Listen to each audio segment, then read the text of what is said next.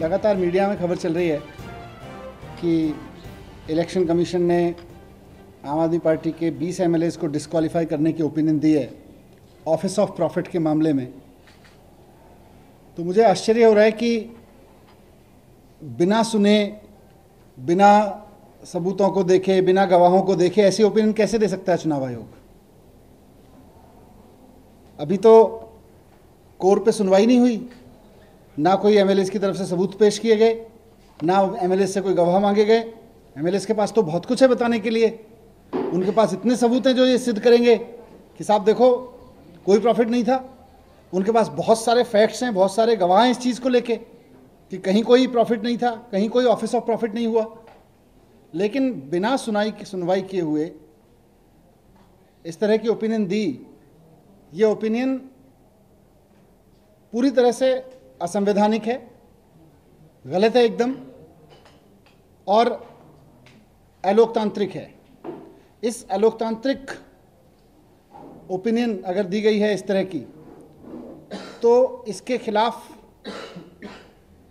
माननीय राष्ट्रपति जी को अवगत कराने के लिए माननीय राष्ट्रपति जी से समय मांग रहे हैं और एमएलए जाके उनके संज्ञान में ये बात लाएंगे कि अगर इस तरह की ओपिनियन चुनाव आयोग की तरफ से आई है तो ये बहुत ही बायस्ड ओपिनियन है, किसी भी रूप में प्रिंसिपल ऑफ नेचुरल जस्टिस का पालन नहीं किया गया। इसमें कोई सुनवाई नहीं की गई, इसमें एमएलए से कोई सबूत नहीं मांगे गए, इसमें एमएलए के किसी गवाह से बात नहीं की गई।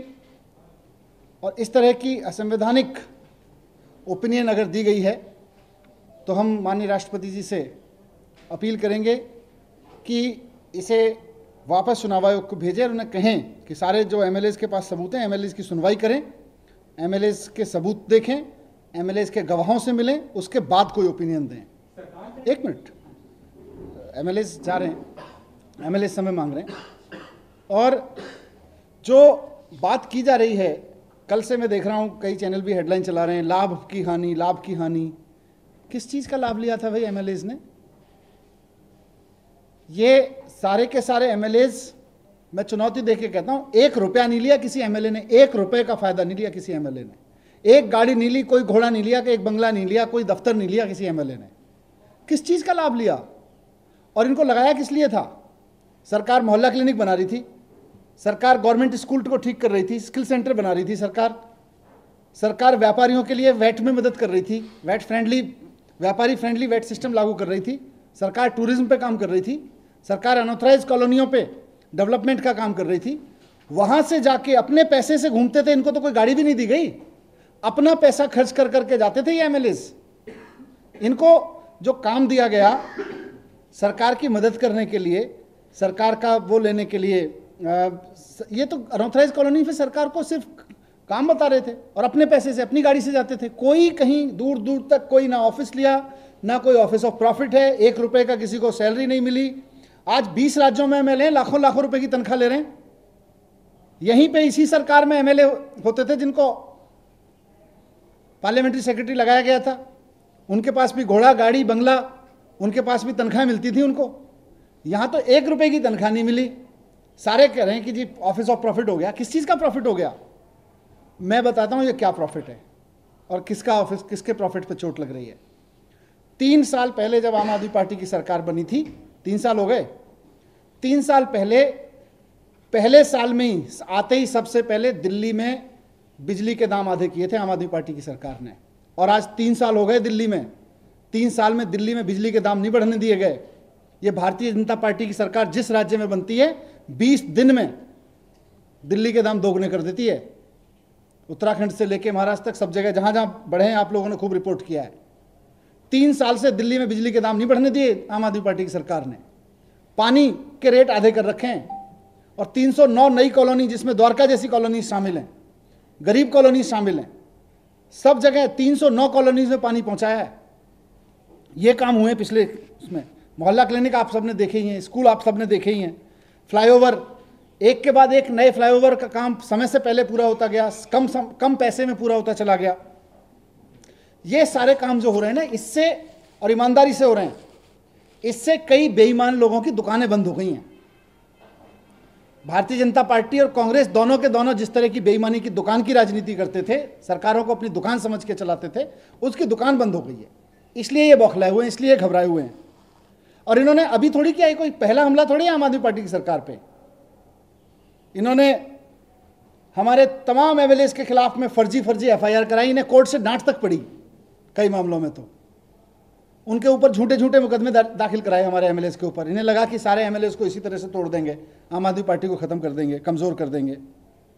इन्होंने सीबीआई रेड कराई मुख्यमंत्री दफ्तर पे। इन्होंने एमएलए को खरीदने की कोशिश करी। इन्होंने 400 फाइलें हमारी दबा दी। 400 फाइलें एलजी दफ्तर में जाके उनकी खूब स्क्रूटनी कराई चारों तरफ से, कहीं से तो कोई बेईमानी मिल जाए, कहीं से तो कोई ऐसी चीज मिल जाए जहां किसी ने प्रॉफिट कमाया होगा। इनको कुछ हाथ नहीं लगा। तो ये 3 साल से मोहल्ला क्लिनिक बन गए, सरकारी स्कूलों में बहुत बढ़िया पढ़ाई होने लगी, सरकारी स्कूलों का माहौल सुधर गया, बिजली सस्ती मिल रही है, 3 साल में बिजली के दाम नहीं बढ़ने दिए गए, पेंशन बढ़ा दी, पेंशन वृद्धाओं की पेंशन बढ़ गई 1-1 हज़ार रुपये, फ्लाईओवर बढ़िया बनते चले जा रहे हैं, कम ईमानदारी से काम हो रहा है। तो अब जो सरकार जब चौथे साल में आई है, खूब इन्होंने कोशिश की, इन्होंने खूब तिकड़म की, खूब साजिशें की, इनका एक षड्यंत्र कामयाब नहीं हुआ आज तक। आज फिर से इन्होंने षड्यंत्र किया है। क्यों किया है? क्योंकि बीजेपी वालों को प्रॉब्लम हो रही है कि ये सरकार अगर चौथे गियर में चली गई तो कैसे काम चलेगा। अभी तक 3 गियर में, 3 साल की सरकार 3 गियर में, अब चौथे गियर में डल रही है सरकार। और चौथे गियर में जो काम होने वाले हैं उसमें सबसे इंपॉर्टेंट काम, जिसका आपको भी पता है, कि सरकारी सेवाओं की डिलीवरी घर घर तक होगी। डोर स्टेप डिलीवरी आम आदमी के लिए सबसे आसान काम हो गया। घर घर जाके सरकार ने राशन बांटने की योजना पे काम करना शुरू कर दिया है। घर घर में लोगों को राशन मिलेगा, राशन की सारी चोरी बंद हो जाएगी। मोहल्ला क्लिनिक नए बन रहे हैं, सीसीटीवी लगने का काम लगभग अब फाइनल स्टेज पे पहुंच गया है। स्कूलों में सीसीटीवी लग रहे हैं, अस्पतालों में सीसीटीवी लग रहे हैं, वाईफाई की तैयारी हो चुकी है। ये सारे चौथे गियर के काम है। अब सरकार चौथे गियर में आ रही है। कच्ची कॉलोनियों में पानी पहुंचाने का काम, सड़क पहुंचाने का काम, नालियां बनवाने का काम, इसका सारा प्लान बन चुका है और सारा काम तेजी से चल रहा है। तो सरकार के इस थर्ड गियर को रोकने की कोशिश में, चौथे गियर को रोकने की कोशिश में ये साजिश रची जा रही है कि इनको रोक दो ताकि अगले 2 साल कोई काम ना हो सके। ये इस कोशिश में भारतीय जनता पार्टी वाले, इनसे कोई काम तो होता नहीं देश में, क्योंकि इनकी चारों तरफ फजीयत हो रही है। जो ये पॉलिसी लेके आ रहे हैं उस पर कभी व्यापारी नाराज हो जाता है, कभी किसान नाराज होता है, कभी कोई आम आदमी नाराज हो जाता है। इनसे तो कोई ढंग की पॉलिसी बनती नहीं। आज आम आदमी पार्टी की सरकार ना सिर्फ पॉलिसी बना रही है बल्कि अमल में भी करके दिखा रही है। एक भी पॉलिसी के लिए हमने नहीं कहा साहब जुमला था। इसलिए ये रोकना चाह रहे हैं कि अगर आम आदमी पार्टी की सरकार इसी तरह से चौथे गियर में भी काम कर गई तो ये तो कहीं के नहीं बचेंगे। इसलिए ये चाहते हैं कि अब ये उलझ जाए मामला, अगले कुछ महीने फिर विधानसभा चुनाव में निकल जाएं, दिल्ली को चुनाव में धकेल दो, अगले कुछ महीने चुनाव में निकल जाएं, विधानसभा के उपचुनाव में, उसके बाद लोकसभा चुनाव में निकल जाएं, फिर अगले विधानसभा चुनाव की हो जाएगी तैयारी। तो ये चाहते नहीं कि दिल्ली में ये डोर स्टेप डिलीवरी, राशन घर घर बांटने का काम, सीसीटीवी का काम, फ्री वाईफाई का काम, इन सारी चीज़ों को डिरेल करने के लिए ये साजिश रची जा रही है बीजेपी की तरफ से। मैं कहना चाहता हूँ कि 20 एमएलए जो भी हैं, अभी इनके साथ बैठे हुए थे सभी लोग, राष्ट्रपति जी के पास भी जाएंगे, ज़रूरत पड़ेगी कोर्ट में भी जाएंगे। और हमें पूरी उम्मीद है कि जिस तरह से असंवैधानिक तरीके से तमाम जस्टिस के तमाम नियमों को, तमाम रूल्स को दरकिनार करके चुनाव आयोग की राय बताई जा रही गई है, इसके बाद 2 मिनट में मुझे उम्मीद है कि कोर्ट में न्याय मिलेगा। टिकेगा नहीं है कोर्ट में। और फिर भी अगर कोर्ट से भी न्याय नहीं मिला तो जनता की अदालत है, सबसे बड़ी अदालत तो जनता की अदालत है। जिस तरह के काम दिल्ली के लोगों के लिए हुए हैं, इस बार इनकी एक भी सीट पे जमानत भी नहीं बचेगी बीजेपी और कांग्रेस वालों की। मैं इनको कह रहा हूँ, इस भरोसे में मत रहो कि हर जगह इस तरह से कर लोगे। आप सीबीआई छोड़ सकते हो, एफबीआई छोड़ सकते हो, फलाना छोड़ सकते हो, पुलिस छोड़ सकते हो, लेकिन जनता की अदालत में सबसे ज़्यादा होता है न्याय। वहाँ पे न्याय होगा और वहाँ पे एक सीट पे जमानत नहीं बचेगी इन लोगों की। तो हम हर चीज़ के लिए तैयार हैं।